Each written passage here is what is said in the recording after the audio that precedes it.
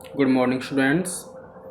Last video में हमने cathode rays की प्रॉपर्टीज़, इलेक्ट्रॉन्स के मास, इलेक्ट्रॉन्स के चार्ज के बारे में स्टडी की। अब हम जो हाइड्रोजन एटम का मास है उसको इलेक्ट्रॉन्स के मास के साथ कंपेयर करते हैं। Let's start.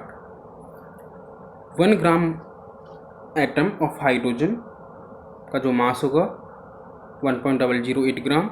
1 gram atom means क्या होगा 6.022 इंटू 10⁻23 एटम्स।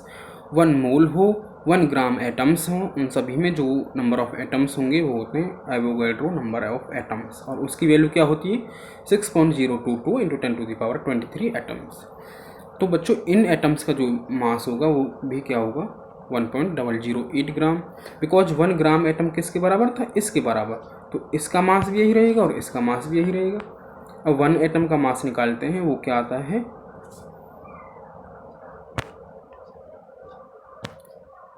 हमने यहाँ पे ये कैलकुलेशन की और एटम का जो मास आया 1 एटम का जो मास आया वो आया 1.67 इंटू 10⁻24 ग्राम।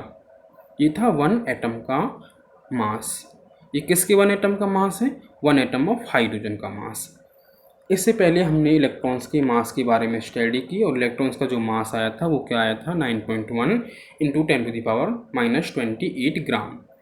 अब हम देखते हैं यहाँ पे mass of hydrogen atom upon mass of electrons क्या आता है बच्चों। ये इनकी वैल्यू डाली हमने 1.67 इंटू 10⁻24 अपॉन 9.11 इंटू 10⁻28। ये किसके इक्वल आता है 1833। और ये अगर हम इसकी एक्चुअल कैलकुलेशन करें तो जो एक्चुअल वैल्यू आती है वो क्या आती है अप्रॉक्सीमेट, ये तो अप्रॉक्सीमेट वैल्यू, जो एक्चुअल वैल्यू आती है वो क्या आती है 1837। वो फिक्स वैल्यू आती है, बिल्कुल जो राइट वैल्यू होगी वो आती है, एक्यूरेट वैल्यू। तो बच्चों जो मास ऑफ इलेक्ट्रॉन्स होगा वो क्या होगा, mass of electron equal to, यहाँ पे वैल्यू क्या आती है 1837 इंटू मास ऑफ हाइड्रोजन, यानी जो मास ऑफ इलेक्ट्रॉन होगा वो क्या आता है 1/1837 इंटू मास ऑफ हाइड्रोजन। तो ये था मास ऑफ इलेक्ट्रॉन, मीन्स जो मास ऑफ हाइड्रोजन है वो इलेक्ट्रॉन्स के मास से बहुत ही ज़्यादा है, यानी इलेक्ट्रॉन का जो मास है वो हाइड्रोजन के मास के 1/1837 पार्ट होता है। इसके बाद इलेक्ट्रॉन्स को डिफाइन किया गया है, an electron is that fundamental particle which carry 1 unit negative charge and has a mass nearly equal to 1/1837 of that of hydrogen atom. Electron एक फंडामेंटल पार्टिकल होता है जिसके ऊपर 1 यूनिट नेगेटिव चार्ज होता है और जिसका जो मास होगा वो हाइड्रोजन के मास का कितना होता है 1/1837 of that of hydrogen atom, means hydrogen atom की 1/1837वां भाग जो होता है। इसके बाद ओरिजिन ऑफ कैथोड रेज की, जो कैथोड रेज हैं उनका ओरिजिन कैसे हुआ होगा। First produce from material of cathode and then from the gas inside the discharge tube. जो कैथोड रेज वो कैसे उनका ओरिजिन हुआ, वो पहले उस मटेरियल से निकली, उस मटेरियल से प्रोड्यूस हुई जिससे कैथोड बना हुआ था। मटेरियल ऑफ कैथोड मीन्स वो मटेरियल जिससे कैथोड हमारी बनी हुई थी। तो जो कैथोड रेज हैं वो फर्स्ट ऑफ ऑल उससे निकली, उस मटेरियल से निकली जिससे कैथोड बनी हुई थी, and then from the gases inside the discharge tube. और उसके बाद जो ओरिजिन ऑफ कैथोड रेज अभी कहाँ से निकली कैथोड रेज, तो उसके बारे में हम क्या कहेंगे कि जो कैथोड रेज हैं वो उस गैस से निकली जो डिस्चार्ज ट्यूब के अंदर फिल हुई थी। वो कैसे निकलेंगी, क्योंकि जो डिस्चार्ज ट्यूब के अंदर गैस थी, जब कैथोड से हमें पता है कैथोड से इलेक्ट्रॉन्स निकले, इलेक्ट्रॉन्स ने उस गैस पे बम्बार्डमेंट की, जब गैसेस के पार्टिकल से बम्बार्डमेंट की तो वहाँ से उस गैस से कैथोड रेज का प्रोडक्शन हुआ, मीन्स कैथोड रेज इमिट हुई। तो इस तरह से कैथोड रेज का ओरिजिन हुआ। इसके बाद डिस्कवरी ऑफ न्यूट्रॉन स्टडी करते हैं। डिस्कवरी ऑफ प्रोटॉन आपको करना है, वो बिल्कुल इलेक्ट्रॉन्स के जैसा ही है। तो स्टार्ट करते हैं। बच्चों, जो न्यूट्रॉन की डिस्कवरी होने का जो आइडिया था वो मोजली ने दिया था। वो एक साइंटिस्ट थे और कब दिया था? 1913 में। मोजली जब एक्सपेरिमेंट कर रहे थे तो उन्हें ये मिला कि जो मास ऑफ एटम होगा वो किसके इक्वल होगा? Mass of electron plus mass of proton, because उस टाइम तक न्यूट्रॉन की डिस्कवरी नहीं हुई थी। तो मास ऑफ जो एटम था वो किसको इक्वल माना गया? Mass of proton plus mass of electron. But जो मास ऑफ इलेक्ट्रॉन था वो बहुत ही नेग्लिजिबल था।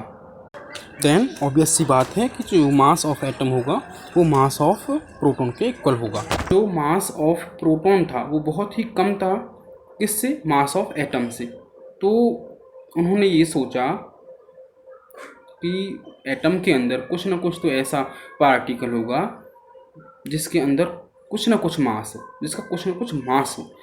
लेकिन पहले थॉमसन के मॉडल ने एक्सप्लेन कर दिया था कि जो एटम होता है वो इलेक्ट्रिकली न्यूट्रल होता है।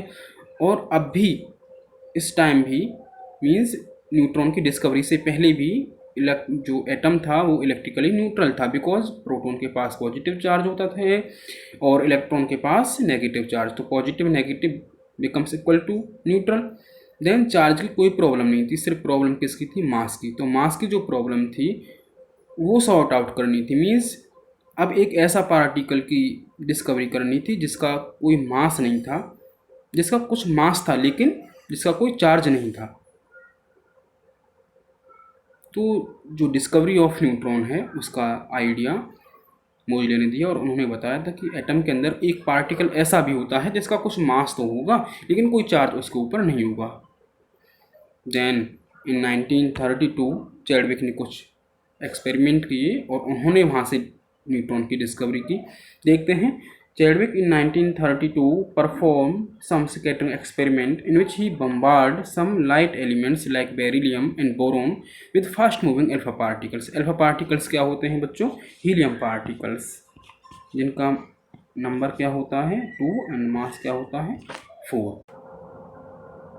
तो बच्चों, चैडविक ने कुछ स्कैटरिंग एक्सपेरिमेंट किए थे और उसमें उन्होंने अल्फा पार्टिकल्स की बम्बार्डमेंट की कुछ लाइट एलिमेंट्स पे और वहाँ से फिर न्यूट्रॉन की डिस्कवरी हुई।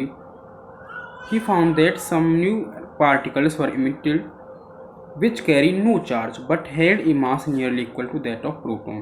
कि वहाँ से जब एक्सपेरिमेंट हुआ तो कुछ ऐसे पार्टिकल्स इमिट हुए जिनका कोई चार्ज नहीं था लेकिन उनका जो मास था वो प्रोटॉन के मास के इक्वल था।